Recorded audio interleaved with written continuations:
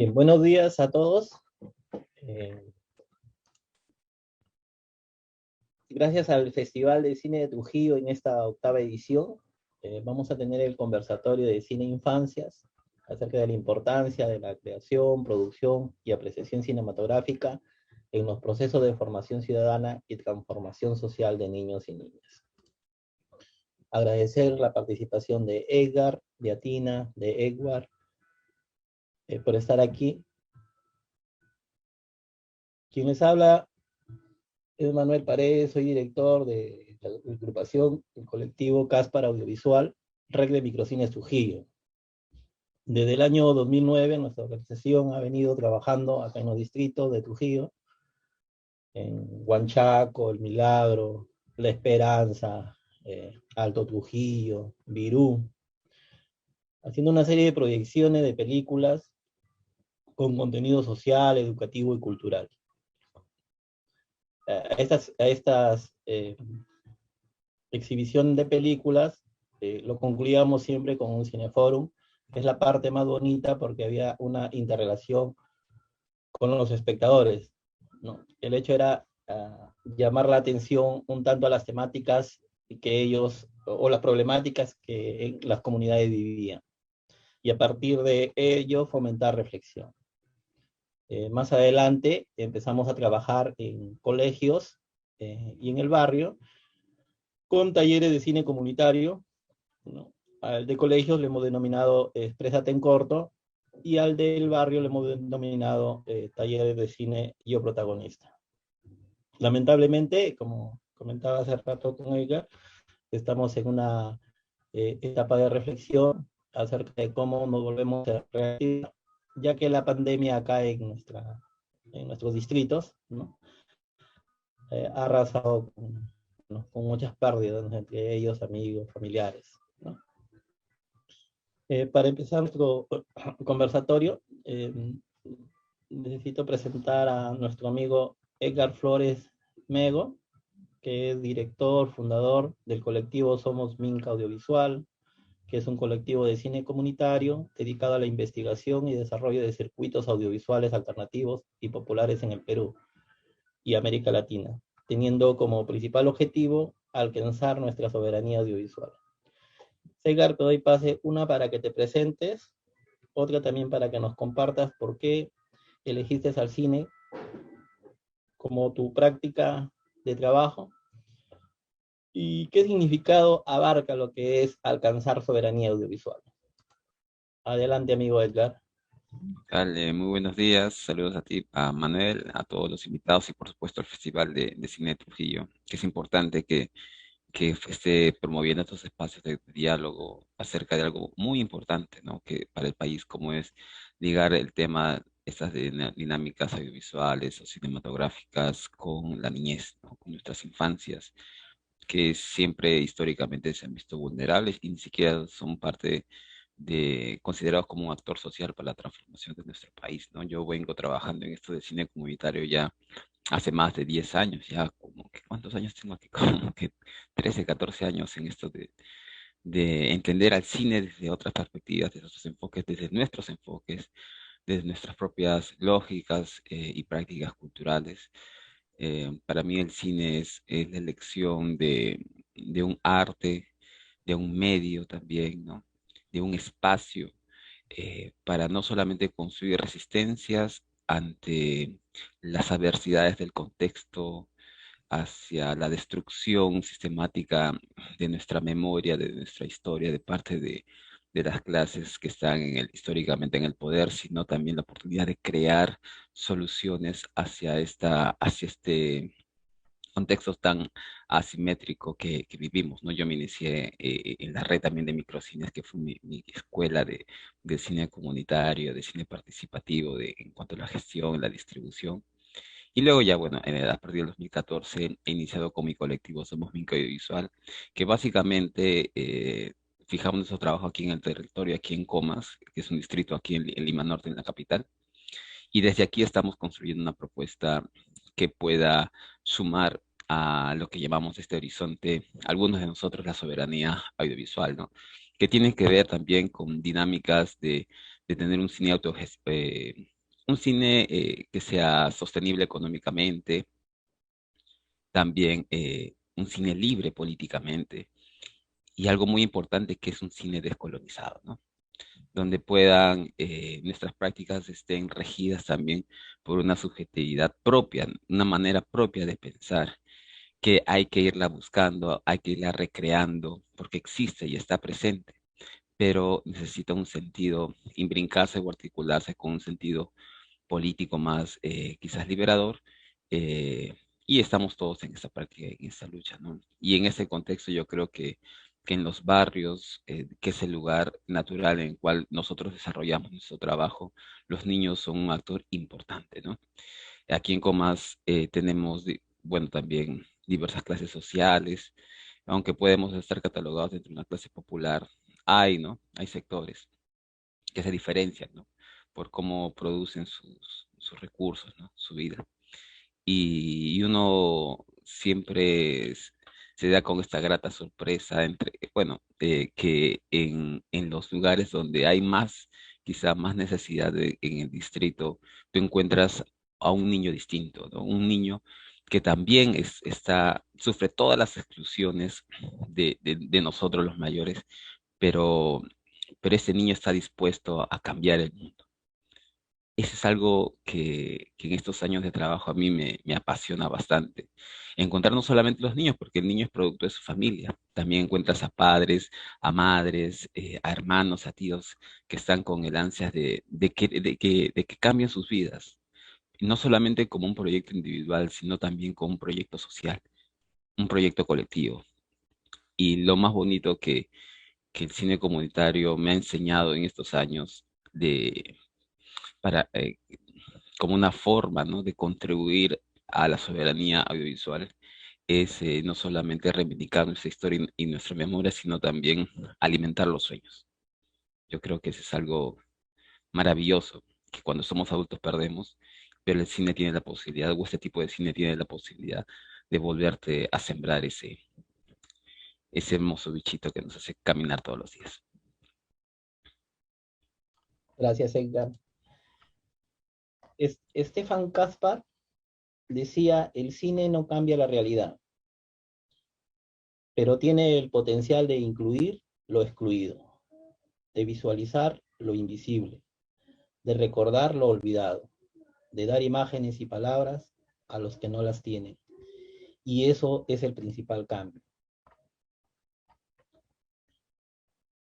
Ahora vamos a escuchar a Tina Vilches, que ella es productora general de Mi Primer Festival, que es una organización cultural que siembra en los niños el amor por el cine como futuros creadores y espectadores.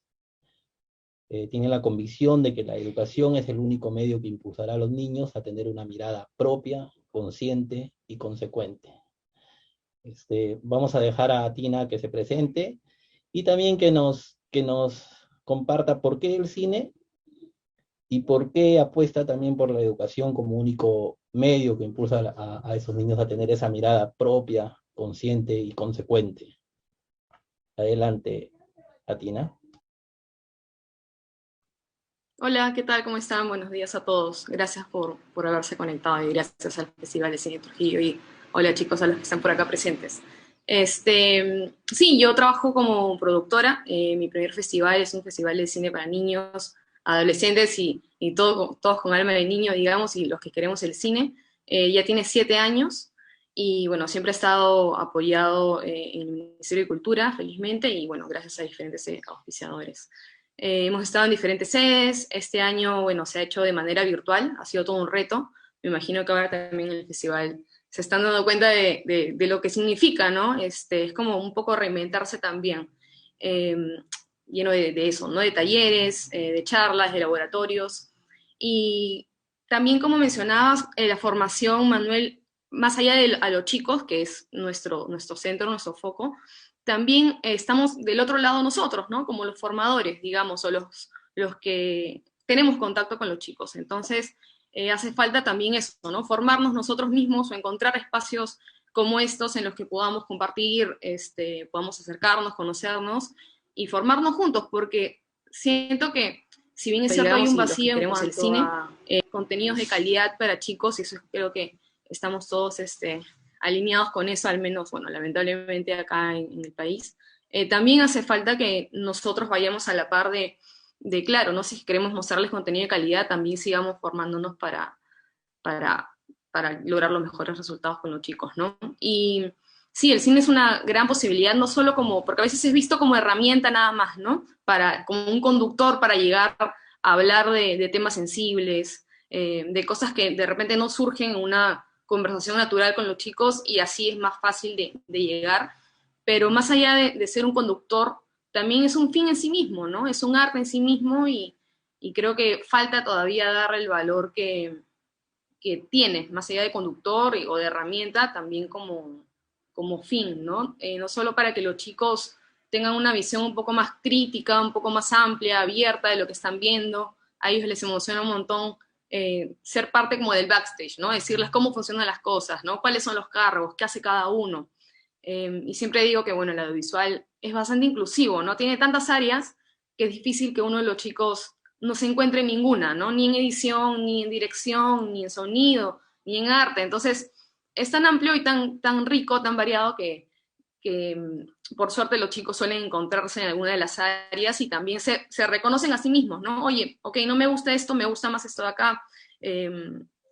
Quizá, qué sé yo, ¿no? Chicos un poco más introvertidos, suelen hacer trabajos un poco más a manera personal, pero igual el audiovisual y el cine, como todos sabemos, no lo hace una sola persona, ¿no? Entonces, ese sentido de colectivo, eso de trabajar en equipo, es súper rico en el audiovisual porque es parte del proceso, ¿no? O sea, tienes que hacerlo con más personas sí o sí.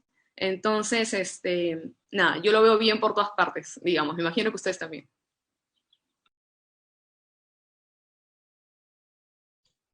Agradecer a Tina por los aportes. Este, lamentablemente, Teresa Castillo, por problema de salud, que es la directora de la Combi Arte Rodante, no ha podido estar hoy día, como les digo, por problemas de salud. Pero pasamos al Festival Serpentina, ¿no? A hablar con Edward de Ibarra, ¿no? Que es el director y productor general. Es un festival de cine que busca suscitar en diversas comunidades de niños y niñas jóvenes el descubrimiento de lo cinematográfico como lugar de posibilidades, de encuentro social, de afecto, de diversidad cultural y de autodescubrimiento, en entornos seguros de aprendizaje participativo, donde primen el respeto, el juego y la experimentación.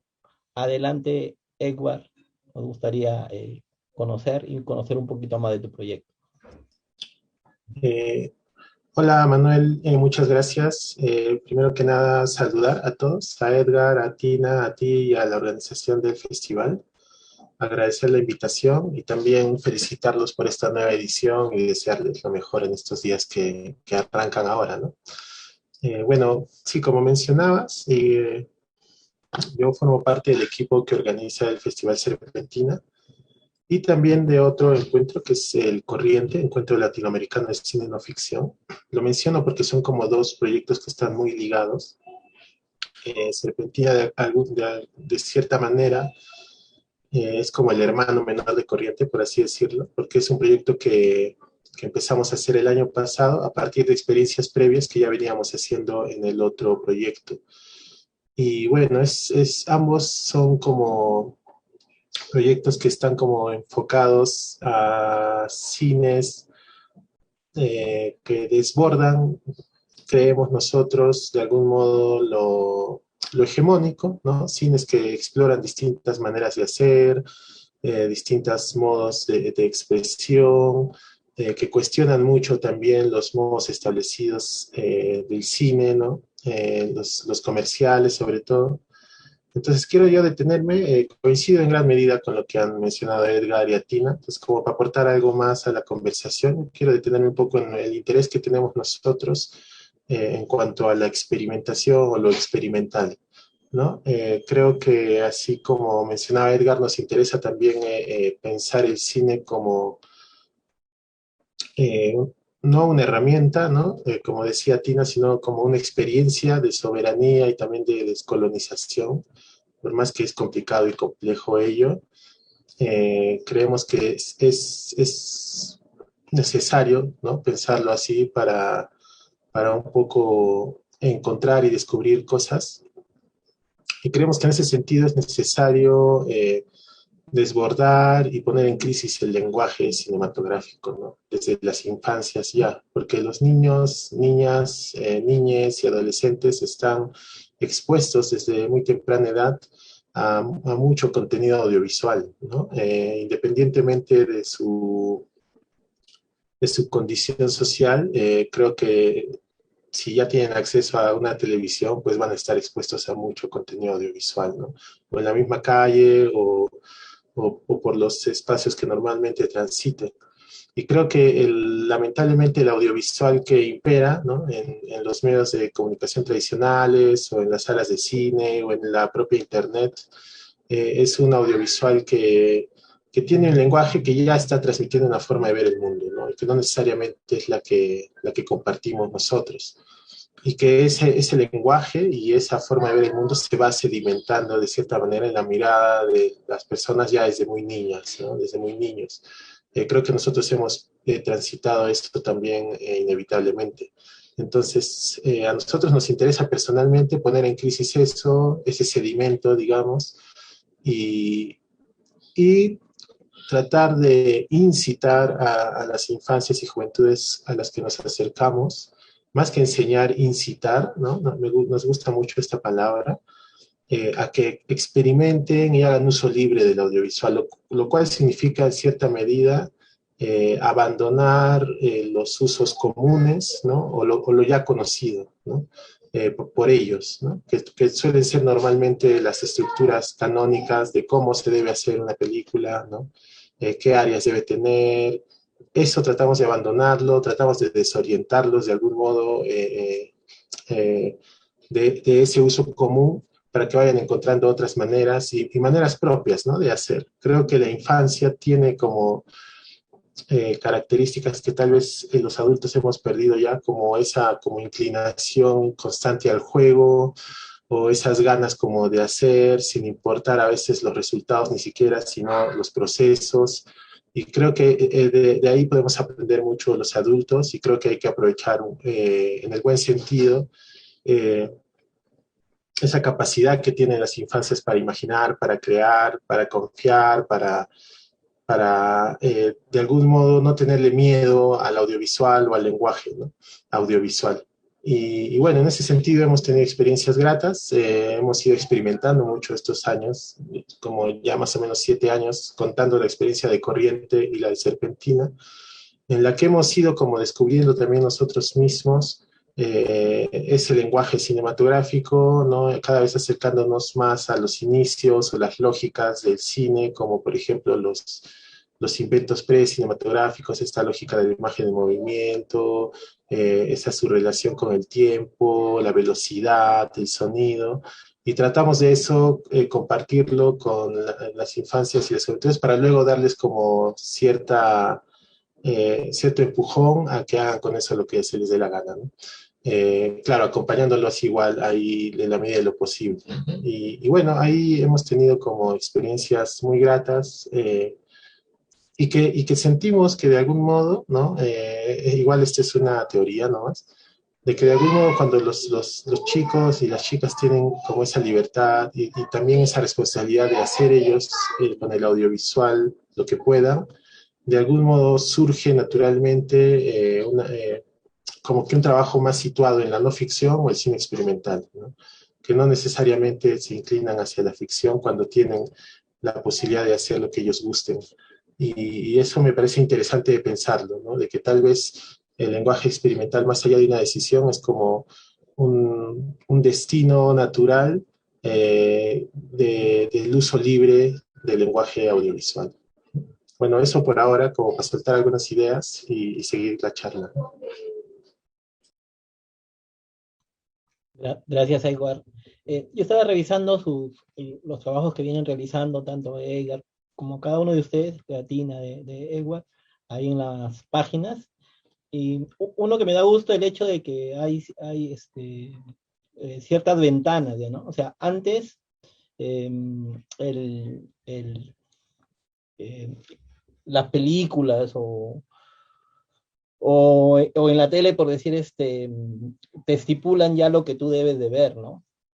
Entonces, el crearse estas ventanas, ¿no? O desarrollar estos proyectos es una alternativa que se está dando gracias a la digitalización, a los nuevos medios, ¿no? Y esa es una posibilidad de ver de repente en la formación de nuestros proyectos, en el desarrollo de nuestros proyectos, el de estar formando ciudadanos, ¿no? Y qué bonito es empezarlo desde los más niños, ¿no? Desde los infantes, ¿no? Que eso es lo que uno apuesta para que mañana o más tarde ellos, que son los protagonistas bueno, de sus propios destinos, eh, sepan desarrollarse, ¿no? O verse bien, ¿no? Desde su propia perspectiva, ¿cuál creen que es la importancia, ¿no? De trabajar con niños, ¿no? La importancia de su trabajo en la labor con los niños, ¿no? ¿Por qué apuestan ustedes por los niños, ¿no? ¿Por qué se empieza a trabajar con ellos? No sé cualquiera de los tres desearía responder.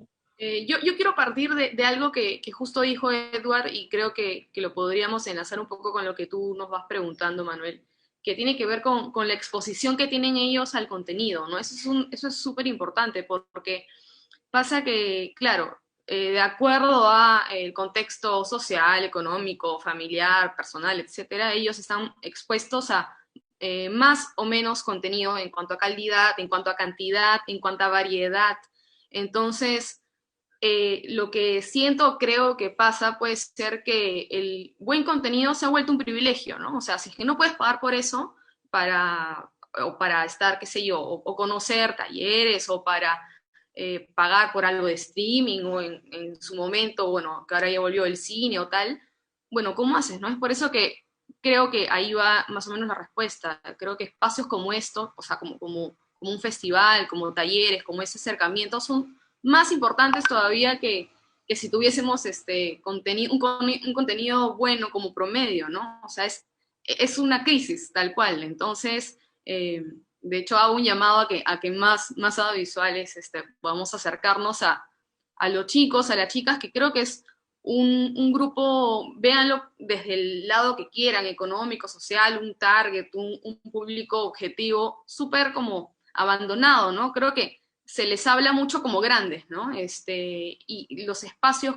que habían incluso hace años, cuando yo crecía en los 90, ya no existen, ¿no? Por ahí felizmente IP está salvando varias cosas, pero eh, en lo que podemos ver en contenido local, en realidad les hablan siempre como grandes, ¿no? Es difícil encontrar o sea, los chicos ven cosas que están dirigidas a adultos, entonces luego a veces nos quejamos de por qué los chicos hablan así o por qué entienden las cosas de esta forma. Y bueno, si le hablas como grande, estás saltándote un paso gigante, ¿no? Entonces, luego culparlos a ellos de ser de una forma u otra me parece que no va. Entonces, creo que desde más temprano mejor eso, tal cual, por la exposición que tienen desde chicos y también porque ya sabemos que los prejuicios no vienen desde que nacemos, ¿no? Vienen conforme vamos creciendo y estamos expuestos a eso siempre también.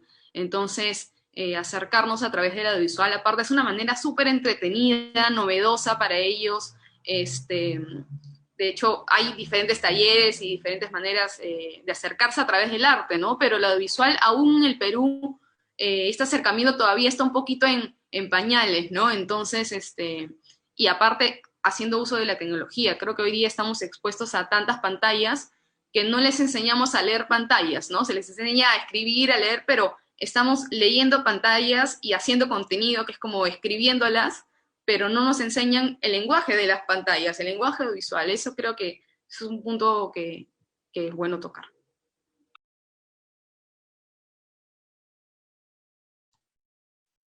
Gracias a Tina. Edgar, ¿algún comentario sobre la importancia de la creación y producción y apreciación cinematográfica en los procesos de formación ciudadana en los niños? Ujú. ¿Qué piensas tú? ¿Por qué empezaste a trabajar con niños? Porque yo he visto, bueno, tu trabajo que realizas, además, me llamó la atención cuando estaban grabando ya una película, ¿no? Ujú. Sí, tú has dicho algo importante. que también lo han resaltado, bueno, también a Tina y Edward, que es el tema de que estamos buscando, hay un horizonte en común que es un cine articulado con prácticas de libertad, ¿no? Libertad creativa, libertad cultural, libertad, no sé, epistemológica, etcétera. Y eso configura de alguna manera a un perfil de un ciudadano modelo que queremos, ¿no? Pero en un país donde nosotros no tenemos acceso a la educación, ¿no?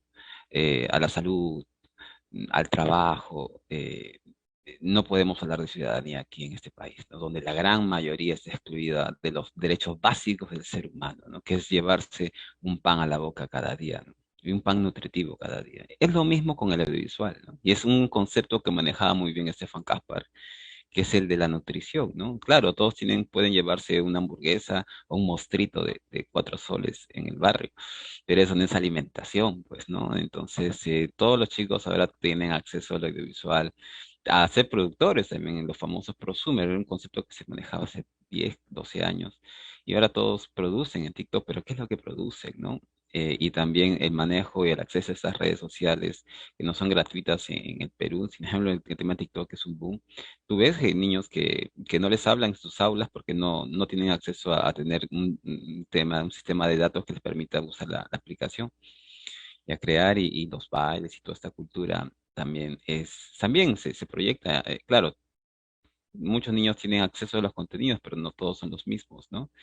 Más aún en zonas populares y en muchas partes del país. A mí, justo ahora estamos haciendo un cortometraje, casi es un mediometraje, con el tema de los videojuegos, ¿no? Que ahora tiene mucha publicidad y en las noticias se le da como ciertos modelos, ¿no? A seguir a los jóvenes, a los niños, pero claro, ¿no? Uno quizás yo no sabía todo ese tema porque, por ejemplo, hemos encontrado casos en el barrio que hay chicas, niñas de 13 años que se meten en Tinder y, y ¿cómo se llama? Y apuestan por tener un sugar daddy, que así le llaman, para que les dé dinero y con ese dinero virtual ellos puedan comprar las armas y herramientas para los videojuegos, ¿no? Un niño que le robaba a su mamá para irse ¿cómo se llama? Al, al cajero del barrio, o sea, de las tienditas donde ponen eso de BCP con un código, ya no necesitaba tarjeta de crédito, sino con un código vas ¿cómo se llama? Y compras las armas, los diamantes, ¿no? Para Free Fire y todos estos videojuegos, ¿no? Y para hacerlo como el chiquito no tenía dinero, le robaba a su mamá. Entonces estamos hablando de que hay una hegemonía de estos contenidos audiovisuales y estas prácticas, ¿no? Del mercado que se han metido y se están metiendo cotidianamente en la subjetividad de nuestros niños. Ni siquiera la cultura familiar está impactando tanto como esta cultura mercantil y lo subordina a estas lógicas del capital, ¿no? Así el capitalismo, así esto de cosificar todo, de que en realidad sin el dinero no solamente sea un medio, sino sea un fin, se va introduciendo en las culturas, en nuestras culturas infantiles, ¿no? Y eso es a través del audiovisual, de los videojuegos, de las plataformas de streaming, que en realidad de diverso creo que tienen poco, nomás es la cantidad, porque el discurso es único, hay una sola voz que se está expresando en todas estas pantallas, que pueden haber series mejores u otras, que sí están bien, pero cuando el producto va para niños, te encuentras un producto, por ejemplo, como Ratatouille, ¿no? Donde la única manera esta película me acuerdo mucho porque trabajaba mucho en el barrio, ¿no? Le gustaba mucho a los niños, pero claro, cuando tú ves la película te das cuenta que la única manera de que la rata sea un ciudadano es cuando le sirve un buen plato un buen menú a un rico, ¿no? Es la única manera de salir de esa desraticización, si podemos llamarlo, ¿no? Y así hay una serie de contenidos que van subordinando no solamente al niño, sino también a la familia, ¿no? Porque también van organizando su subjetividad hacia ciertos patrones, ¿no? Ciertos modelos cuál el niño de la casa debe ser, ¿no? Entonces, además que toda esta cultura de los videojuegos es muy misógina, ¿no? Es increíble la misoginia, o sea, es increíble ver a un niño de 8 años llamando a su compañerita de juegos con palabras muy fuertes, ¿no? Y cuando tú les preguntas a ellos, oye, ¿por qué le dices perra? No, porque así es. Y tú le preguntas a las niñas, pero a ti ¿cómo se llama? No te choca que digan, no, porque todos lo dicen así en la sesión de videojuegos. Entonces tú te das cuenta cómo el tema ético, el tema moral, ¿no? El tema del patriarcado, del machismo, está muy centrado en una cultura ahorita del videojuego que es central en casi todos o muchos de los niños y jóvenes que están en la escuela. Por el tema de la pandemia, todos se han refugiado en los videojuegos. Y eso se va multiplicando y multiplicando, y yo creo que son temas urgentes a tratar, ¿no? El tema del cine, el audiovisual y la infancia no es un tema accesorio, es un tema central en cualquier política pública, ¿no? Y también generar mecanismos para que no suceda. Es un tema, bueno, gigante para mí, apasionante, y yo sigo aprendiendo de todas esas cosas buenas y malas, pero sí considero, como decía Atina, ¿no? Que el tema de generar eh, buenos contenidos y exponer a los chicos o construir y de construir con ellos buenos y nuevos contenidos va a hacer que de alguna manera esto cambie. Cuando esto cambie, la práctica también cambia, ¿no?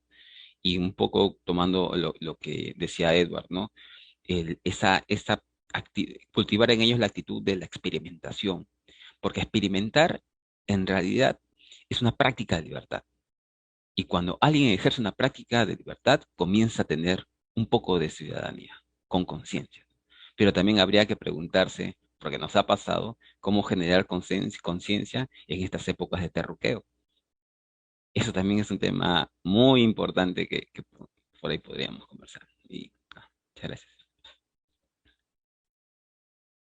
Gracias, Edgar. Recuerdo cuando Estefan decía que la televisión o los medios vienen distorsionando la mente de los jóvenes, ¿no? Y que el cine comercial se encuentra en los supermercados porque era su templo, ¿no? De consumo, ¿no? Recuerdo esas palabras muy bien de Estefan, porque él apostaba siempre desarrollar un cine desde la comunidad, con la comunidad, para la comunidad, ¿no? ¿Qué nos dices, Edward, acerca de la importancia, ¿no? De trabajar con niños, ¿no? En la creación, producción, en los procesos de formación de ciudadanía? Bueno, yo quiero partir por el hecho de que hay que tener en cuenta que cuando hablamos de cine estamos hablando de la mirada, ¿no? Creo que el cine trabaja mucho con la mirada, también con lo sonoro, ¿no? Pero entendiendo la mirada en el sentido más amplio de la palabra y no solo del sentido óptico, digamos, ¿no? Y que bueno, la mirada es algo creo que atraviesa nuestros cuerpos quizás más que otros aspectos, ¿no?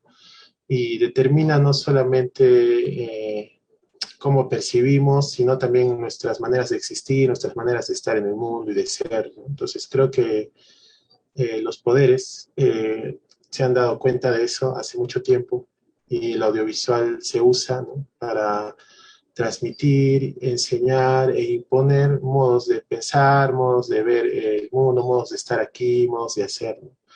Y creo que la importancia de trabajar con infancias, juventudes y con cualquier edad en general es poder, como de algún modo,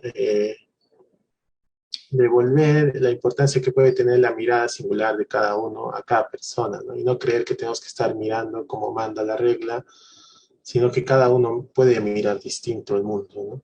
Y creo que en las infancias es posible, ¿no? Generar esta experiencia de emancipación en la que los niños y niñas descubren su propia mirada y descubren el lugar en el cual están y también eh, las contradicciones o problemáticas que puede estar atravesando su cotidiano, ¿no? Creo que ahí hay una potencia muy importante del cine, ¿no? Que tal vez es un medio que sí puede alterar la mirada de las personas y en ese sentido puede alterar a las personas mismas y a cómo se desenvuelven en la sociedad, ¿no? Y creo que actualmente, ¿no? Estamos con la pandemia mucho más, ¿no? Estamos en una sociedad que se ha como eh, hipervisualizado o hiperaudiovisualizado, ¿no? O sea, es un momento en el que las pantallas están en auge Y esa, entre comillas, diversidad, ¿no?, de contenidos que ahora uno puede encontrar en internet o en la televisión o en las plataformas de streaming o en otros medios, no necesariamente es una diversidad, porque uno puede tener tal vez recursos para, no sé, tener Netflix y tener quizás más opciones para ver, o de poder ir al cine, o de poder ver la televisión, o tener acceso a internet, pero probablemente va a encontrar el mismo tipo de contenidos, porque casi todos sus contenidos están cortados con la misma tijera, por así decirlo, ¿no?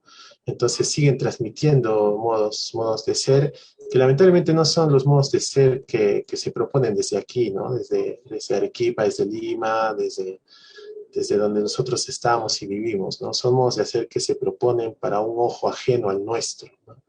Y creo que eso es importante advertirlo, reconocerlo y dialogarlo también, ¿no?, con las infancias, ¿no? De preguntarnos para quién están hechas estas películas, quiénes son los que tienen estos medios de producción en sus manos, ¿no? Y con qué fines de algún modo se hacen, porque no hay que, creo, tampoco eh, ser ingenuos de creer que solamente se hacen con fines de entretenimiento, ¿no? Muchas de las películas para la infancia o para la juventud, no es tan así, creemos nosotros. Eh, y por eso es necesario también que las infancias tengan ellos mismos esa posibilidad de hacer, y que tengan los recursos para hacer, y que ellos tengan la decisión de dónde plantar la cámara, de cómo usar la cámara, de cómo moverla, de cómo editar, de cómo hacer sonido, ¿no?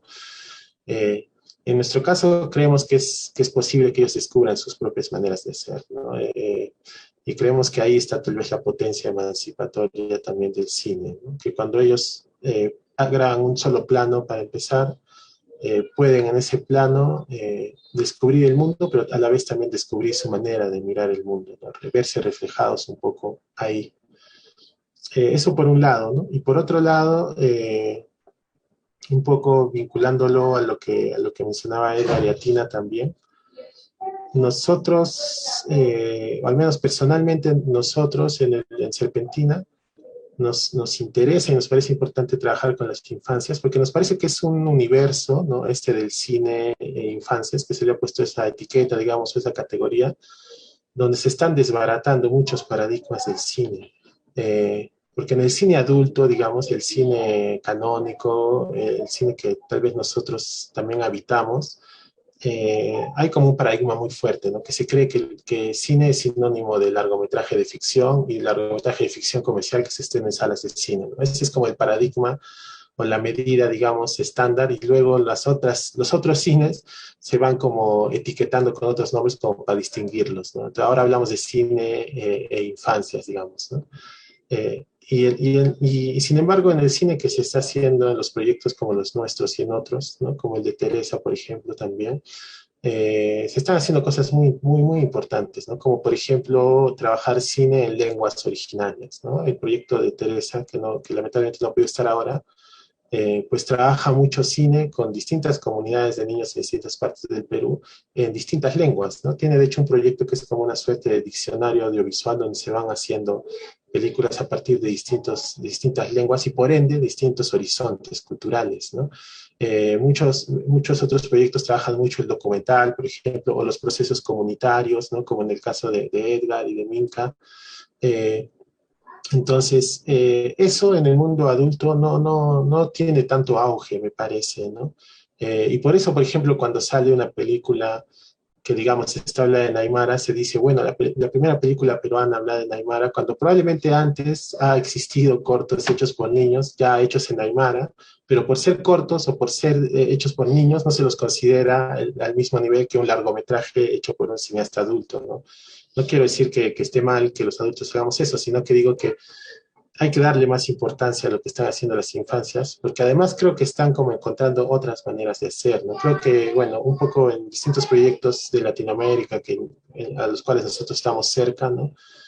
Una cosa, por ejemplo, que a mí me parece genial es que es como una suerte se va volviendo como un denominador que no se esté trabajando con guiones, ¿no? Que se esté planteando la experiencia cinematográfica de otra manera, ¿no? No con ese esquema de áreas, de que hay un área de guión, un área de dirección de arte, un área de producción, no, ¿no? Sino que se hace de una manera más comunitaria, más lúdica, no hay guión, uno puede de frente explorar con la cámara directamente sin tener ideas previas o incluso dándole ciertas como reglas de juego que desorientan a los niños para que no recaigan en los usos comunes que ellos consumen, es decir, porque a veces seguramente les ha pasado también a Tina y Edgar, cuando alguien le dice a los chicos, bueno, vamos a hacer un corto, quieren de algún modo replicar lo que ven, no quieren hacer una película al estilo superhéroes o una de vaqueros o un documental como el que vieron en la televisión. Entonces están como muy fuertes e influenciados por lo que han visto y es necesario a veces desorientarlos y perderlos para que vayan encontrando otras maneras de acercarse al audiovisual, ¿no? Entonces, por eso en lo personal nos interesa mucho trabajar con las infancias, porque siento que es un lugar de vanguardia, por así decirlo, ¿no? Y que realmente lo que están haciendo las infancias y las juventudes en distintas partes de América Latina está haciendo que el cine avance, que el cine explore otros espacios, que el cine explore otras posibilidades, ¿no? Entonces nos parece realmente un, un, un universo muy, muy rico y de muchas posibilidades para el cine en general, no solamente para las infancias o para el cine para las infancias, sino para el cine en general, lo que se está haciendo por las infancias y juventudes es muy, muy emocionante, ¿no? Desde nuestro modo de verlo, ¿no? Entonces, y eso conectado en general a la sociedad, ¿no? Y a los procesos políticos y sociales que estamos viviendo también, ¿no? Entonces sí, yo creo que por eso es importante trabajar con ellos y creo que al final termina siendo un beneficio para nosotros, ¿no? Para los adultos, porque los niños ofrecen mucho y comparten mucho y son como, realmente son el futuro, creo yo, ¿no? Sin caer en el cliché, sino que siento que realmente ahí está un poco el futuro en muchos sentidos, ¿no? Gracias, Edward.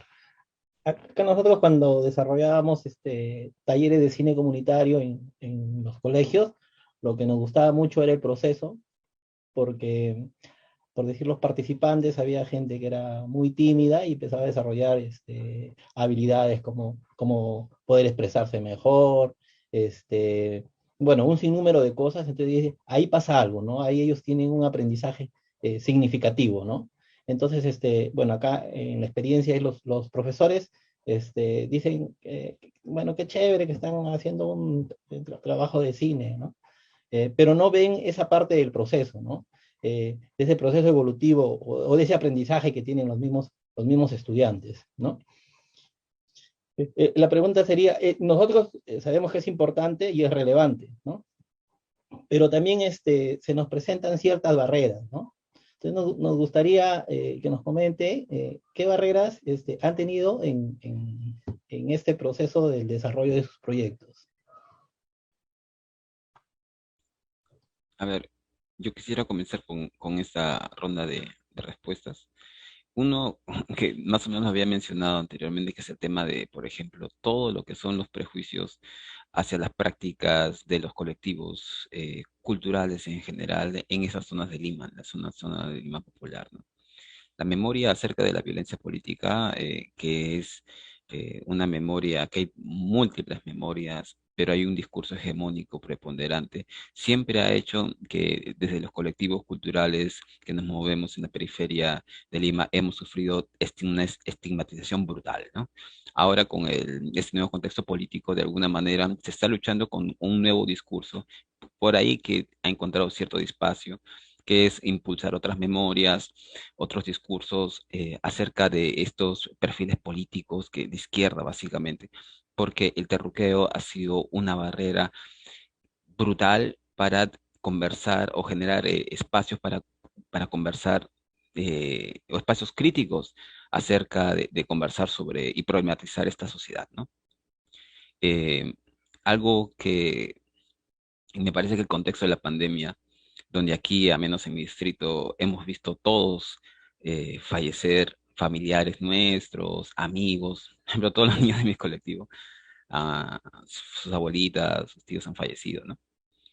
Y eso ha sido una bomba, no solamente en cuestión de las relaciones de la familia, sino aquí, porque ha desnudado el carácter de la necropolítica, de esta sociedad, de esta política que apuesta por el mercado a costa de la muerte de mucha gente, ¿no? Entonces, este contexto ha permitido desbloquear y descolonizar, ¿no?, esas áreas en la familia, en las familias y en los niños. Y eso está permitiendo también generar espacios, conversaciones, diálogos y prácticas descolonizadoras, más críticas que antes. Claro, ¿no? Con todas sus limitaciones, ¿no? Pero sí estoy viendo que de alguna manera ese despertar colectivo, que se ha reflejado de alguna manera en la elección de un presidente de extracción campesina, ¿no? Bajo un partido marxista-leninista, ¿no? Que será algo imposible de imaginar hace 3 años nada más. Eh, es parte de todo un cambio que se va gestando poco a poco en lo material y en lo subjetivo de este país, ¿no? El tema de trabajar estas lógicas descolonizadoras, esas lógicas de crítica social, ha sido fronteras muy fuertes que hemos tenido, barreras muy fuertes que hemos tenido desde diversos sectores del barrio, ¿no? Desde los dirigentes vecinales, de las mismas familias, hasta de los propios colectivos, ¿no? A diversos niveles, ¿no? También el tema del machismo, de la misoginia, ¿no? Es muy presente en el campo del barrio, del pueblo, ¿no? Entonces, pero lo bonito es que cuando tú vas juntando fuerzas, sueños, energías, ¿no? Y yo creo que, y eso es algo muy lindo del trabajo comunitario, es que tú vas siguiendo el proceso, no se queda en un taller, ni siquiera ya tienes una metodología, o tienes una metodología muy amplia, ¿no? Porque en realidad no es un taller puntual de 2, 3 días, ¿no? Sino que son procesos de 5 o 6 años que vas llevando con grupos de amigos, que al final son amigos, ¿no? Amigos más pequeños, pero más poderosos que uno también, ¿no? Eh, y tú vas diciendo, claro, aquí en estas pequeñas acciones, como múltiples acciones que existen en esta sociedad, ¿no? Se va generando un nuevo país. Y yo creo que eso es lo más alentador que en mi caso y en el caso de los que participan en nuestro espacio nos une, ¿no? La posibilidad de imaginarnos distintos, de imaginarnos nuestros, ¿no? Y de imaginarnos libres con un perfil de niño poderoso, donde su voz es escuchada en la familia, donde un niño y niña que tienen acceso a servicios básicos de calidad, ¿no? Y por supuesto a que tengan un ministerio, ¿no? Porque es importante que el niño se convierta no solamente en un actor cultural y social, sino también en un actor político, ¿no? Para que su voz sea también parte de las políticas públicas y parte del destino del país, ¿no? Bien, Edgar. Atina, ¿qué barreras has tenido, de alguna manera han mediado en los proyectos que desarrollas? Creo que también está ligado al acceso, justo como decían los chicos, ¿no? Porque el poco acceso o el acceso a contenido de baja calidad hace que esos sean sus referentes, ¿no? A la hora de crear y partir de algo, eh, sus referentes son un poco pobres, digamos, ¿no? Un poco básicos. Entonces, claro, si ellos hubiesen tenido acceso a ver más, a estar menos predispuestos a, no, esas películas raras, no, eso es para tal. O sea, hay también ese estigma, ¿no? De lo entretenido, lo bueno, lo que es de Hollywood, y lo que no ya es distinto, raro, ¿no? Creo que eso también parte un poco de repente de las familias, ¿no? Que cuando les toca elegir ir a ver una película o elegir un canal, bueno, no se dan tanto espacio de repente a experimentar o a ver otras propuestas, ¿no? Eso para empezar. Eso me pasó justo, por ejemplo, antes de empezar pandemia, en el verano de hace un par de años, di un taller en el puricultorio, por ejemplo, a chicos, todo el verano fue como chicos de tercero y cuarta secundaria más o menos, y esto me pasaba mucho, ¿no? O sea, tratábamos de tener, para que todos tengan los mismos referentes, teníamos que hablar de algo que había salido en la tele, de todas maneras, mínimo hace 2, 3, 4 años. Y eso que ellos tienen acceso desde adentro, también a internet ciertos días, pero en mi caso, por ejemplo, esa fue una barrera, ¿no? Aparte, tal cual de la cantidad de prejuicios que de todas maneras existen y que ellos traen consigo, ¿no? También creo que de todas maneras, si bien es cierto existen esas barreras, también los beneficios son súper amplios, ¿no? O sea, creo que puede servir como para la transformación propia, desde Alaraca, que es quien ve, digamos, los proyectos culturales, audiovisuales, digamos que mi primer festival es como un hijito o el hijo más grande de Alaraca, también desde ahí hemos dado talleres, por ejemplo, Maranguita, vamos a empezar pronto en Santa Margarita, que está ahí nomás también cerca, entonces, claro, para estos públicos, para ellos que están en un contexto totalmente distinto, ¿no? También viviendo solamente con personas de su mismo género, ¿no? O sea, solamente entre hombres, solamente entre mujeres, ahí ya se imaginarán, ¿no? La cantidad de no solo comentarios, sino te das cuenta, ¿no? Con ciertas, no solo comentarios, sino con los temas que quieran abordar, cuáles son sus preocupaciones o cuáles son los temas que llegan más a ellos, ¿no? Por ejemplo, en el caso de Maranguita, por ahí son, los temas de conflicto siempre están ligados a delitos, por ejemplo, ¿no? Y claro, te das cuenta que es propio del contexto, que es lo que están respirando todos los días, que cada uno viene con una carga de no, pasó esto conmigo, ¿no? Y a quién más, qué sé yo. Entonces, creo que en estas poblaciones, digamos, más vulnerables, que están como, sí, más vulnerables también porque no tienen el acompañamiento propio de una familia, por ejemplo, que sería lo ideal en el mejor contexto,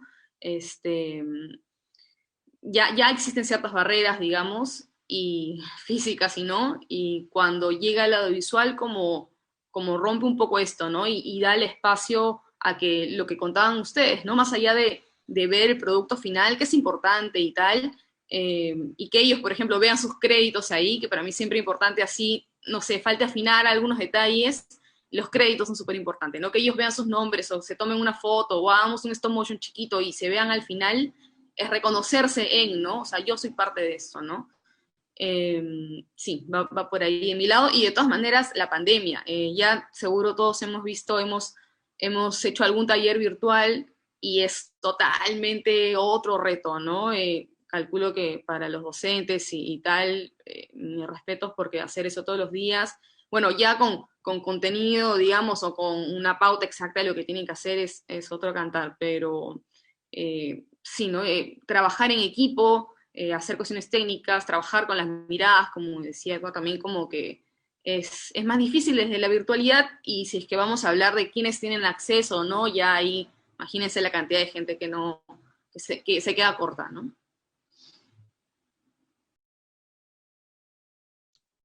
Gracias a Tina. Edward, eh, eh, ¿qué barreras has tenido en el desarrollo de tu propuesta? Eh, yo creo que hay muchas barreras, ¿no? Que a veces tal vez ni siquiera las notamos, porque creo que ya de por sí los proyectos que estamos haciendo, de cierta manera están en contra del sistema, ¿no? Creo que las principales barreras ya vienen determinadas por el sistema y cómo está dado el sistema y cómo están dadas las cosas lamentablemente en nuestro país y en el mundo en general, ¿no? Creo que ya por eso nuestro trabajo es, de cierto modo, es hacer contrainformación, contracultura, ir en contra de la corriente, ¿no? Porque si uno prende la televisión, lo que va a ver es que se promueve el racismo, el clasismo, la desigualdad, ¿no? Si uno va al cine a ver una película para niños, va a ver que se promueve también ciertos modos de ser, ciertos estereotipos, ciertas maneras incluso de experimentar nuestros cuerpos, ¿no? Si uno aprende en Internet, pues pucha, va a haber muchas cosas más y no necesariamente positivas, ¿no? Entonces, sin ánimos de caer tampoco en una cuestión moralista, creo que sí hay como mucho riesgo tal vez, o mejor dicho, las infancias están como expuestas a muchas cosas que creo que son muy difíciles como de igual estar como evitándoles o controlándoles, ¿no? O sea, creo que mucho de lo que ellos consumen y muchas de las cosas que ellos luego como que integran a su modo de ser, eh, pues creo que no es posible de algún modo, creo, como contrarrestar del todo eso, ¿no? Y no sé si realmente tengamos que contrarrestarlo en el sentido como de ir haciéndoles ver que es bueno, que es malo, ¿no? Creo que eso es complejo en todo caso, ¿no? Yo creo que de algún modo lo que nosotros tratamos de hacer es más como que ellos descubran en ciertos procesos, ¿no? Una suerte de espejo, ¿no? Que así como nosotros podemos tal vez ver ciertas cosas, como tal vez en ellos, ¿no? Como ciertas actitudes tal vez misóginas o cosas de cierto tipo que las han aprendido de su entorno, ellos también tengan la posibilidad de verse en ese sentido, ¿no? Entonces creo que es importante esa capacidad de reflejo que tiene el cine o una imagen, incluso puede ser una foto, que a ellos les puede ayudarse a verse a sí mismos y a ellos mismos decidir y tener la agencia de ver qué cosas cambiar o qué cosas no cambiar de sí mismos, ¿no?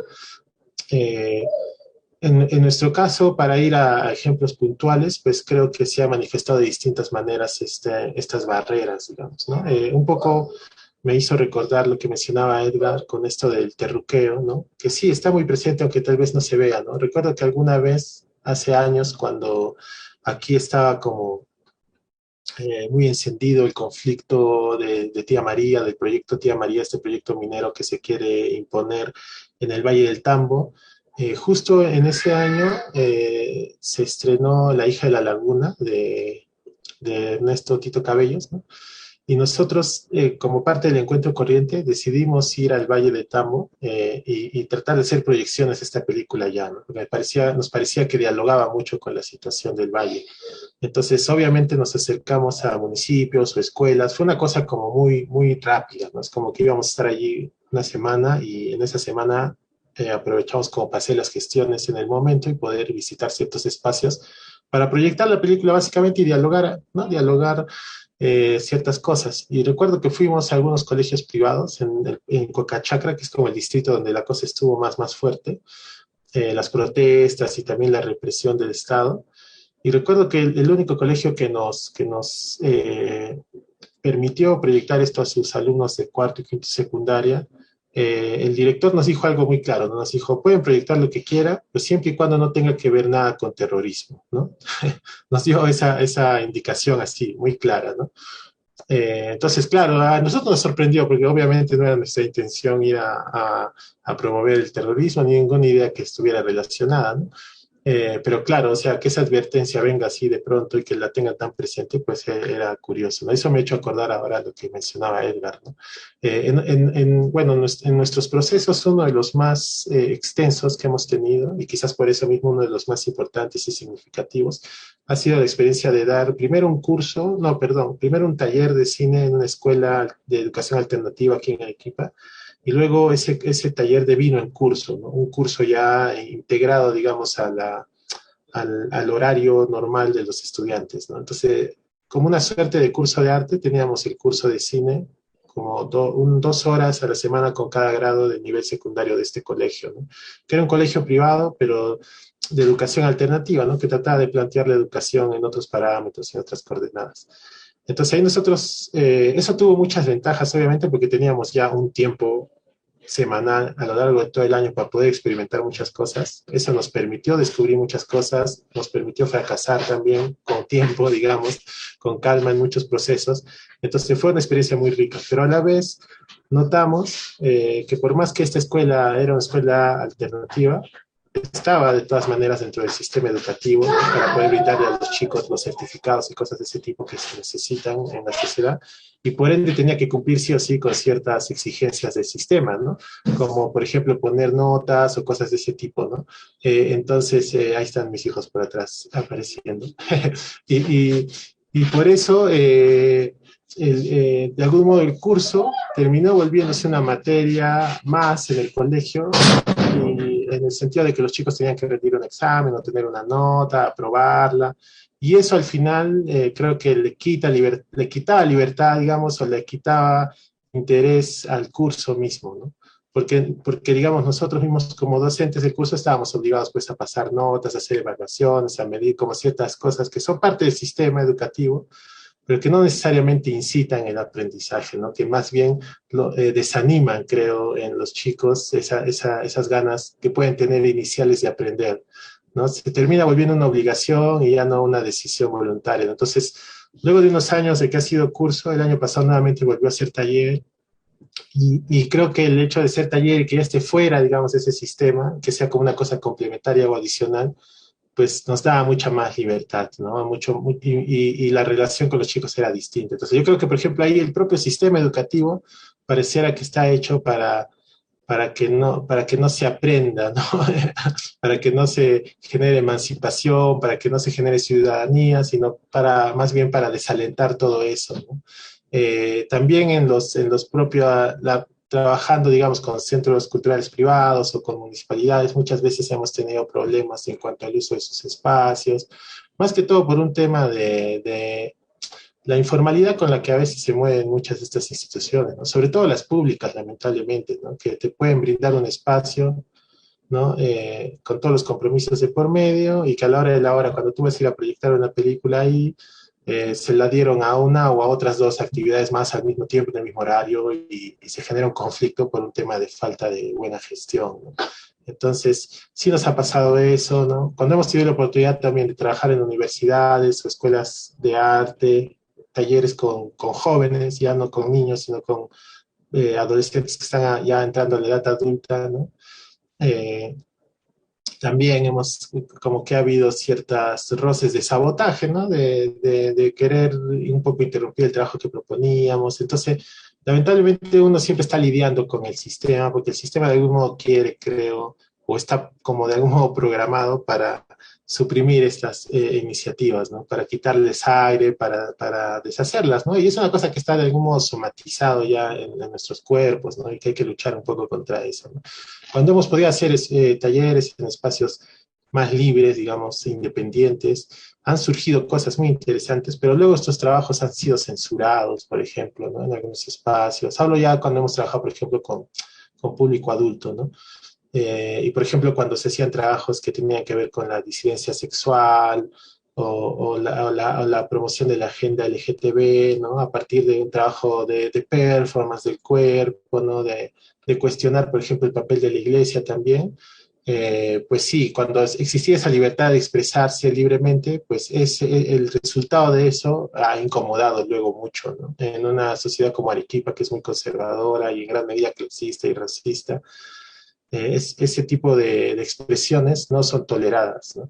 Entonces, eso es cierto también. Cuando se hace un trabajo realmente con libertad, como lo que estamos hablando, muchas veces el sistema no lo tolera, ¿no? Porque no estamos acostumbrados, lamentablemente, y el sistema no está diseñado así para poder dialogar o incluso para poder discutir o estar en desacuerdo, ¿no? Se quiere imponer solamente un discurso, como decía Edgar, no solamente una manera de entender la memoria política, por ejemplo, de los últimos 40 años, o solo una manera de entender, por ejemplo, el tema de la sexualidad, ¿no?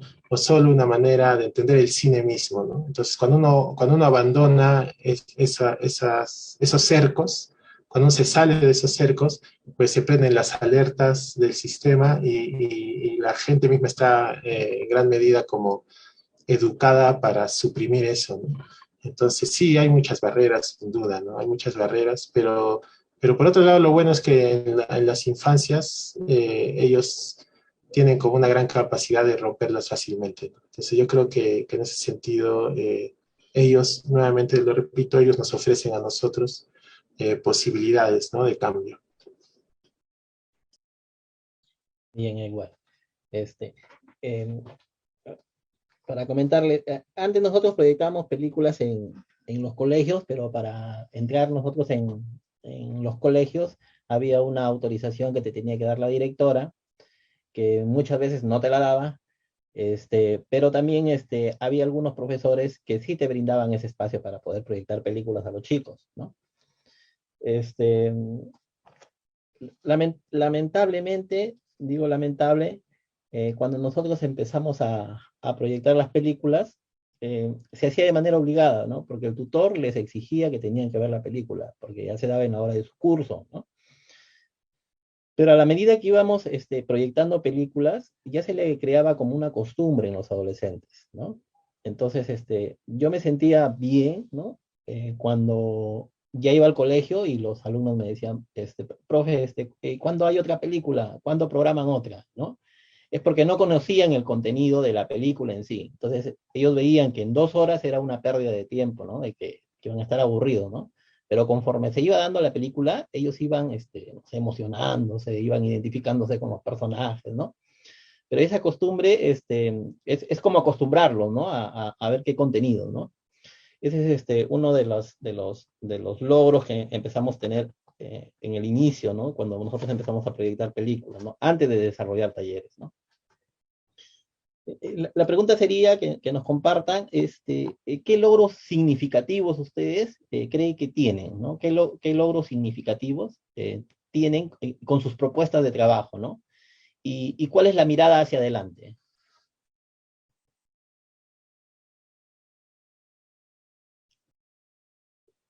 Los tres juntos no, uno. A ver, eh, bueno, nosotros en estos años hemos como intentado desarrollar como una metodología, no sé si llamarla metodología, porque a veces estas formas estas palabras tienen muchas cargas, ¿no? Múltiples, ¿no?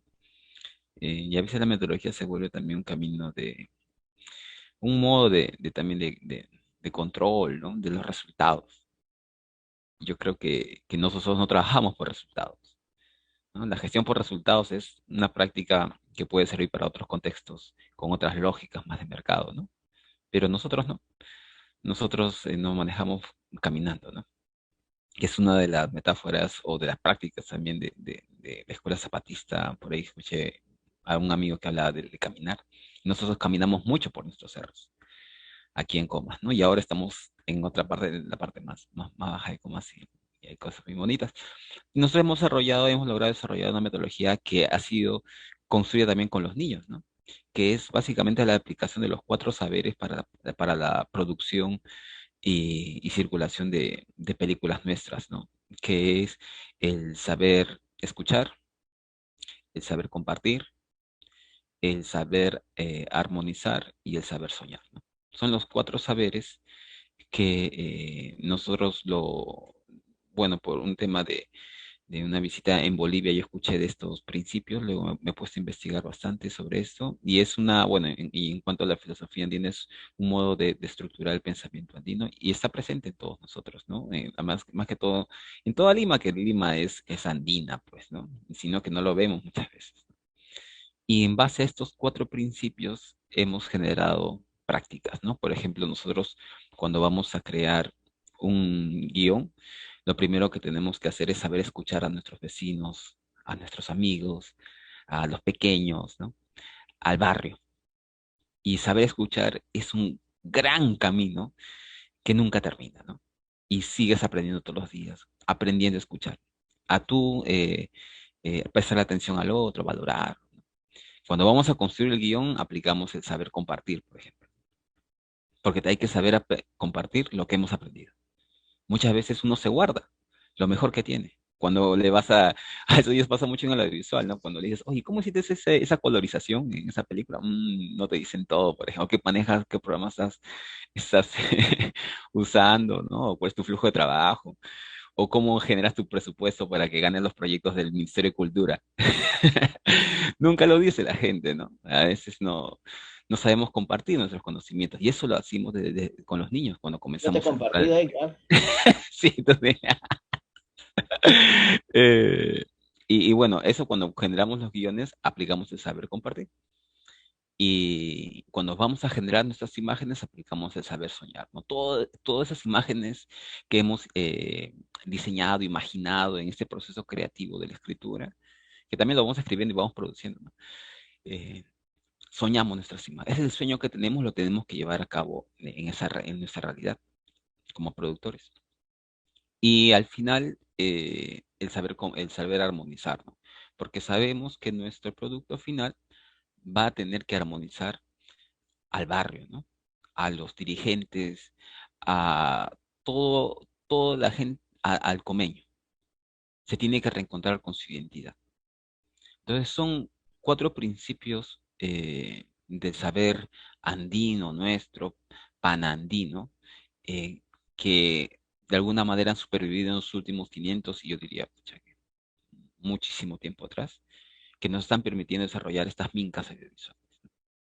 Y eso es algo que lo hemos logrado y lo hemos llevado a cabo con el proyecto de película que tenemos, que es El Sorsalito, que es un proyecto de 3 4 años con niños y niñas que ahora que ya son adolescentes, ¿no? Pero nos permitió trabajar un largometraje, ¿no? Que por estos temas de la pandemia lamentablemente se truncó. Pero nos ha servido para diseñar metodologías para la producción de grandes relatos en el barrio, ¿no? Que son necesarios, ¿no? Ahí sí un tema con Edward, ¿no? Que es importante que claro, ¿no? Lo hegemónico es establecido, ¿no? El corto es invisible, así como los niños son invisibles en esta sociedad, ¿no? Y lamentablemente se predominan los largometrajes, ¿no? Pero hay que hacerles la guerra, ¿no? Hay que hacerles batalla a ellos, ¿no? Entonces nosotros desde Comas sí nos hemos propuesto hacer un largometraje eh, con esta metodología de nuestros saberes y nuestras mincas al año, ¿no? Entonces, estamos ahorita produciendo ya un mediometraje que esperemos que pueda llegar a ser largo. Y ahorita como esta nos gusta. Y yo creo que ese es uno de los grandes logros que tenemos, ¿no? Esa forma que hemos encontrado de caminar con niños, niñas, jóvenes, adultos, y de alguna manera irrumpir en la historia y en el panorama audiovisual de Comas y del Perú a través de la producción de largometrajes desde el barrio. Gracias, Edgar. Damos paso a Tina. Sí, bueno, por ejemplo, hablando desde el festival y un poquito a nivel personal también, creo que un logro es en sí la constancia, ¿no? Que también parto, más o menos como decía Edgar, del proceso en sí, ¿no? Eh, una cosa es, claro, hacer talleres, no sé, un verano, un par de fechas, y te gustó la experiencia y todo bien, pero encontrar la forma de llegar a más y de hacerlo por ejemplo, ¿no? El festival tiene 7 años, yo estoy hace 4 y es un trabajo de meses, ¿no? Es un trabajo arduo de meses de encontrar aliados, de mantener esos contactos, de presentarnos entre nosotros, de llegar unos a otros. Eso es ya bastante, ¿no? La constancia y bueno, después está la alegría de ver cómo a nuestros caseritos, ¿no? O sea, año a año en las inauguraciones, vemos a chicos cada vez más grandes y conocemos a los papás, a las mamás, los chicos por ahí, uno que otro se saben sus nombres y tal, y bueno, el festival siempre dura una sola semana, entonces, por ejemplo, que ya tengamos como un nicho, o chicos que tengan como en su agenda que en febrero, bueno, este año por la pandemia y por que lo hicimos virtual y tal, lo hicimos en julio tratando de coincidir con las vacaciones, ¿no? De ellos, siempre pensando en que tengan el tiempo, ¿no? Y no saturarlos más de los que ya están con el colegio, las tareas extra y todo. Entonces, normalmente se hace en febrero eso, ¿no? Como para coincidir con ellos en vacaciones y ver que entre ellos se pasan la voz o que el próximo año traen a su amiguita del colegio o que van trayendo familiares. Es un gusto, ¿no? Es súper. También poder llegar a ellos de manera gratuita también es abrir el acceso, ¿no? Y a nivel de título del festival es que es llegar a más, ¿no? Me quedo ahí con la palabra del acceso todo el rato, pero es súper importante, ¿no? Estar en sedes, en provincia, en diferentes sitios, estar en Lobitos con Cost to Cost, estar en Iquitos con Sachacine, en Pucallpa, me parece que es la Churunga Film, y en diferentes sitios, ¿no? Eso de crear aliados de esto de que tenemos los limeños de cuando en cuando, de estar un poco así, ¿no? Y de darnos cuenta de, oye, no es un festival de Lima, ¿no? Estamos tratando de pluralizar, de ir más allá, de ver diferentes propuestas, de llegar a más chicos, de llegar a más formadores, crear alianzas. Creo que si es que es un público tan abandonado y estamos en crisis, creo que es súper importante que nosotros nos conozcamos, que creemos alianzas, que estemos juntos para eso, porque vamos a poder lograr cambios siempre y en mayor o menor medida, pero si nos juntamos de todas maneras, lo vamos a hacer mejor y vamos a llegar a más, ¿no? Por eso insisto con el tema de los formadores, porque nos da este efecto multiplicador, ¿no? Nos formamos nosotros, estamos nosotros abiertos a usar diferentes metodologías y no voy solamente a formarnos en cuanto a, no sé, técnicamente o tal, sino a ver diferentes formas en las que unos que otros, por ejemplo, se acercan a los chicos a talleres, a través visionados o de conversatorios como estos, clínicas, laboratorios. Creo que viéndolo así, el espectro se hace más grande, ¿no? Y también incluir a los profesores que también están súper interesados en esto, ¿no? Desde la ARACA también se hizo, por ejemplo, hace poquito, hace un par de semanas, un taller de educomunicación y estaba totalmente dirigido a profesores, ¿no? La cantidad de profesores interesados es amplia. Lo que también tratamos de hacer ahí, por ejemplo, es llegar a profes de todo el Perú, ¿no? Y que sea de lo más diverso posible, ¿no? Dando la cuota casi, no por provincia, pero al menos tener mapeado el Perú en la medida de lo posible, ¿no? Creo que esto de estar articulados, de llegar a más, de no solo pensar en Lima, sino por el contrario, ver que en provincia a veces los casos son aún más difíciles por temas de conectividad y de formación y etcétera. Creo que por ahí, por ejemplo, pueden ir los logros del festival. Bien. Edward. Bueno, en nuestro caso,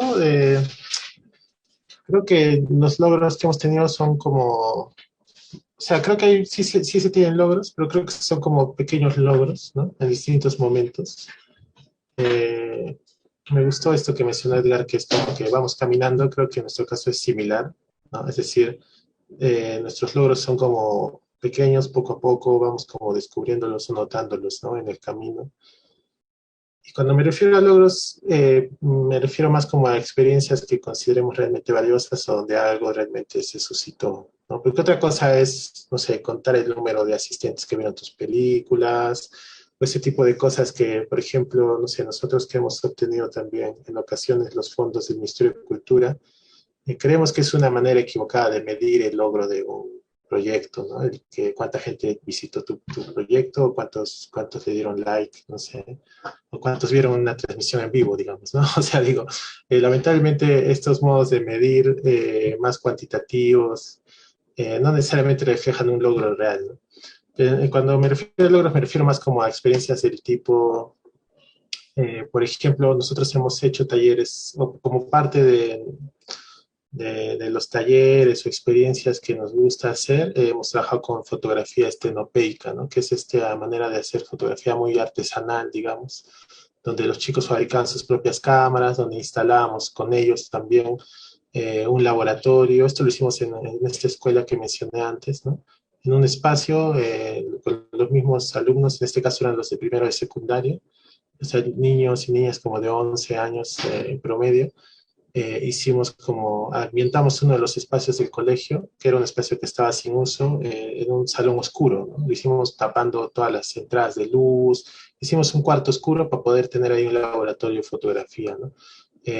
A través de un profe que practicaba por ahí fotografía estenopeca, conseguimos como los químicos para revelar reciclados, ¿no? Ya usados, digamos, que nos saliera más barato y cosas así. Instalamos un laboratorio de fotografía y fabricamos cámaras con latas de panetón, latas de galletas, latas de café, con esto. Y bueno, hicimos fotografía estenopeica, ¿no? Entonces, a mí sí personalmente me pareció un logro ver cuando los chicos revelaban sus fotos ellos mismos, descubrir la fotografía en ese momento, ¿no? Descubrir cómo realmente una imagen podía traspasar, o sea, mejor dicho, un momento de la realidad podía traspasarse a una imagen, ¿no? En un papel. Entonces ese momento en el que veían aparecer la imagen en el revelador fotográfico siempre era wow, ¿no? Era como wow, ¿no? O sea, Y un profesor ahí que un poco se metió a curiosear lo que estábamos haciendo, me decía, es bacán eso porque es como si estuviéramos volviendo a descubrir la fotografía, ¿no? Y claro, era un poco eso, ¿no? Entonces, eso es un logro, creo yo, ¿no? Ver en un niño ese asombro, o en una niña ese asombro, y además como ese descubrimiento de que ellos pudieron haber inventado la fotografía en ese momento, eso es un logro, creo, muy grande, ¿no? Y logros así creo que vamos como teniendo en el proceso, ¿no? También fracasos, ¿no? Como decía, también muchas veces hemos probado cosas que no han funcionado y que también ha sido triste ver como la decepción de los chicos o la frustración o eso también, ¿no? Entonces, como no diría método, más bien como que nuestro proceso es la experimentación constante, pues vamos probando cosas que no estamos seguros que van a resultar bien o mal, ¿no? Los vamos descubriendo en el camino, ¿no? Es una manera también, al menos personal, de no perderle el gusto a esto, ¿no? De no ir como repitiendo cosas que ya nos funcionaron, sino, no, o sea, no solamente eso, sino como ir también probando nuevas cosas, ¿no? Entonces es como una suerte de aprendizaje constante también para nosotros, ¿no? Eh, pero volviendo un poco a la pregunta anterior, había algo que me había olvidado de mencionar que me parecía importante. Muchas veces estos logros pues se ven también interrumpidos por estas como barreras, ¿no? Que hay en el entorno. Y creo que muchas de estas barreras tienen que ver con la desigualdad, con el machismo, con todos estos problemas que como país no hemos resuelto todavía, lamentablemente, ¿no? Y voy a poner un ejemplo, ¿no? Claro, de cómo, digamos, el caso de un logro y también a la vez como de esto, de una barrera, ¿no? El año pasado hicimos un taller como parte de Serpentina en un hogar que se llama aquí el Hogar de Cristo, que es un espacio que trabaja con familias en situación de pobreza y que trata de apoyarles de distintas maneras, ¿no? Y es un espacio que tiene una relación sostenida a lo largo de varios años con varias familias y con sus niños, niñas y jóvenes, ¿no? Entonces es un trabajo muy importante creo que el que hace. Nosotros hicimos un taller el año pasado ahí que empezó de manera presencial, pero solamente tuvimos 2 sesiones presenciales porque luego ya vino la pandemia, ¿no? Es el estado de emergencia y pues bueno, ya no era posible hacerlo presencial. Felizmente pudimos continuarlo de manera virtual o a la distancia, ¿no? No diría virtual porque en este caso estos chicos y chicas solo contaban en cuanto a tecnología con acceso a un celular que normalmente era el de la mamá o el del papá, ¿no? Y solo tenían acceso a WhatsApp, ¿no? Entonces no tenían, digamos, los recursos necesarios como para poder pagarse conexión a internet del celular y, por ejemplo, abrir Zoom o Meet, digamos, ¿no? Solo teníamos el WhatsApp para hacer el taller, ¿no? Entonces, claro, eso representaba muchas dificultades y limitaciones, porque, por ejemplo, no se les podía pasar un video así estuviera en YouTube, porque el WhatsApp no siempre soporta esas cosas. O sea, aunque te pasen el link, si no tienes internet en el celular no puedes abrirlo, ¿no?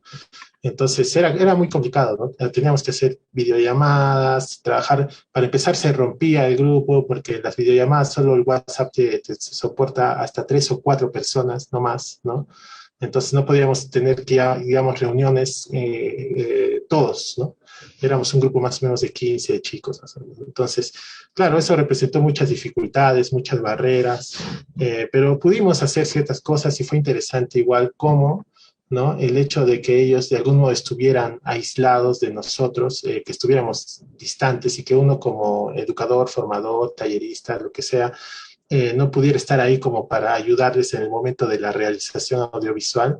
Eso al final nos pareció a nosotros positivo. ¿Por qué? Porque realmente eso a ellos les daba la total responsabilidad y la total capacidad de ellos decidir sobre cómo hacían las cosas. Nosotros les dábamos ciertas coordenadas, digamos, de cómo tenía que ser este trabajo, este otro, ¿no? Digamos, ciertas características que ellos tenían que cumplir, pero después todo lo demás lo hacían ellos, ¿no? Y prácticamente nosotros solo recibíamos el trabajo ya hecho. Entonces, eso creo que estuvo bueno. O sea, creo que de algún modo ese distanciamiento y ese apartarnos fue como dejarlos solos a que ellos hagan, ¿no? Y realmente lo hicieron solos. Entonces, creo que eso fue muy bueno en términos de eso, de darles de algún modo total poder a ellos sobre su trabajo, ¿no? Y por otro lado, ¿no? Como parte de esta experiencia, algunos de los cortometrajes que se hicieron ahí, en ese taller, el hogar, la dirección del Hogar de Cristo nos dijo, ¿por qué no postulan esto los chicos a un concurso que estaba convocando un museo de aquí está convocando un concurso que se llama como Museos en Casa o algo así? Entonces hicimos un trabajo de corte autobiográfico donde los chicos iban como contando a partir de objetos que tenían en su casa, cosas de su vida, ¿no? Lo que ellos quisieran, ¿no? Entonces, ahí dos de estos trabajos ganaron el concurso. Y uno de los premios, eso podríamos decir un logro, ¿no? Que digamos que ellos sintieran que su trabajo les representó un beneficio, digamos, directo. Y uno de estos premios era una bicicleta, ¿no? Y a una niña de como de 9, 10 años que ganó como la categoría de la primaria, le dieron la bicicleta y recuerdo que la acompañamos para recibir el premio y todo, y otros niños le dieron una tablet, ¿no? Entonces, para estos niños estos recursos son pues muy valiosos, ¿no? Entonces estuvimos ahí, los acompañamos, se hizo la ceremonia de premiación, todo muy bien. Y a la salida de la premiación, ella fue con su mamá, una persona le robó la bicicleta, ¿no? Entonces uno ve ahí como estos logros, ¿no? Estos posibles logros, estos posibles avances, se ven contrarrestados por la desigualdad, ¿no? Como para empezar ya, la desigualdad es un problema en la sociedad para poder que un chico pueda acceder a lo audiovisual, ¿no? Si solo tiene acceso a WhatsApp, por ejemplo, y un celular, ya eso es una desigualdad tremenda. Y cómo la propia desigualdad puede haber hecho que esa persona que le robó la bicicleta lo hiciera, ¿no? Se viera la necesidad de hacer eso, ¿no? Entonces, sin duda el sistema es un problema, ¿no? Si no conseguimos corregir o contrarrestar esa desigualdad, pues va a ser muy difícil lo que podamos conseguir en nuestros trabajos, ¿no? O sea, realmente el problema es mucho más grande y no podemos estar aislados o haciendo cine si es que no estamos pensando también en resolver la desigualdad, el centralismo, el machismo y muchos de estos otros problemas, ¿no? Como el terruqueo también, porque las infancias, querramos o no, y sobre todo las más vulnerables, se van a ver muy afectadas por ello, ¿no? Entonces, eso me parecía importante mencionarlo y creo que en ese sentido sí hay que seguir haciendo y seguramente vamos a ir teniendo logros, pero estos logros van a ser limitados si es que no tenemos logros más grandes como sociedad, por así decirlo. Gracias, Edward. Bueno, lamentablemente el tiempo es oro en redes, ¿no? Eh, Muchas gracias a Edgar, a Tina, a Edward por compartir sus experiencias, ¿no? Personalmente me voy muy motivado, como les digo, el colectivo en el cual estoy, en este año está en una etapa de reflexión acerca de sus prácticas, ¿no? Entonces, esto prácticamente me motiva a seguir desarrollando estos proyectos de cine comunitario que lo venimos haciendo ya por mucho tiempo, ¿no? Agradecer al Festival de Cine de Trujillo también por darnos el espacio de poder compartir nuestras experiencias, ¿no? No sé si alguien desea tener algunas palabras finales, ¿no? Para dar por concluida este conversatorio.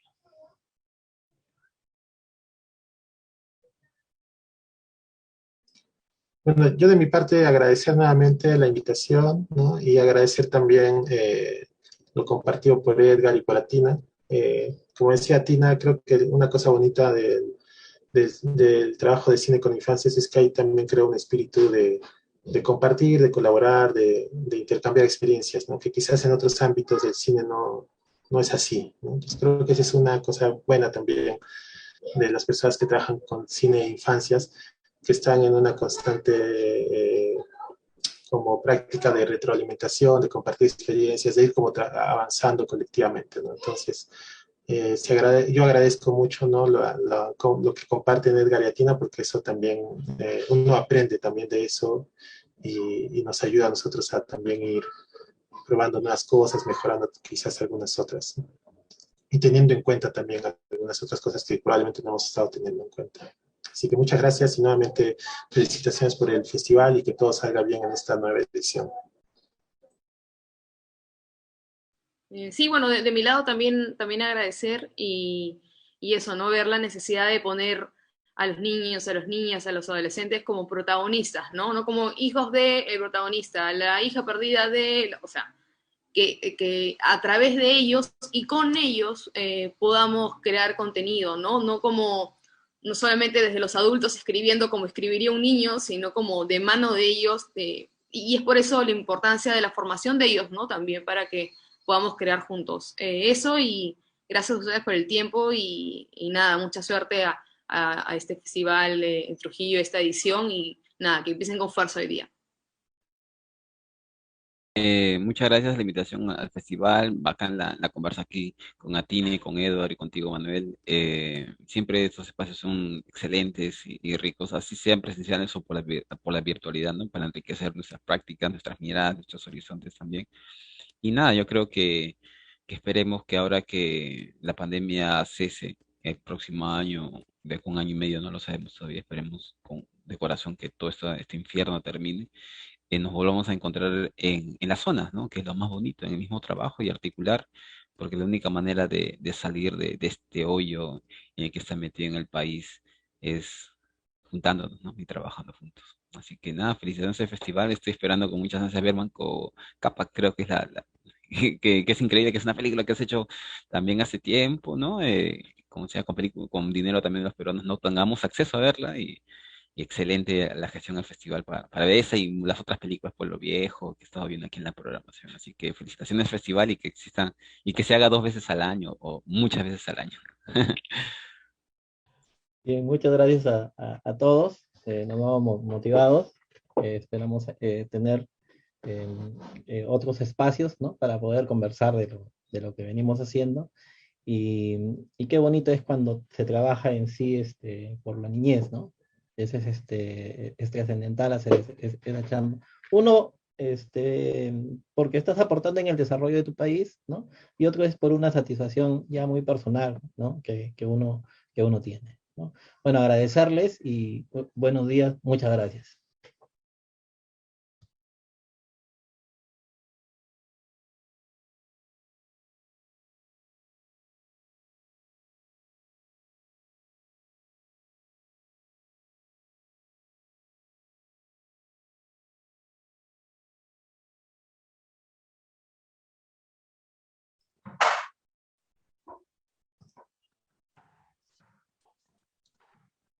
Sí, agradecer, bueno, a Edgar, a Tina y a Ewa por la participación, ¿no? Y de contarnos las experiencias que vienen trabajando en sus comunidades. Muchas gracias al Festival de Cine, en la persona de Toño Ulloa, que siempre nos invita, a agradecer por esta deferencia. Gracias, buenos días.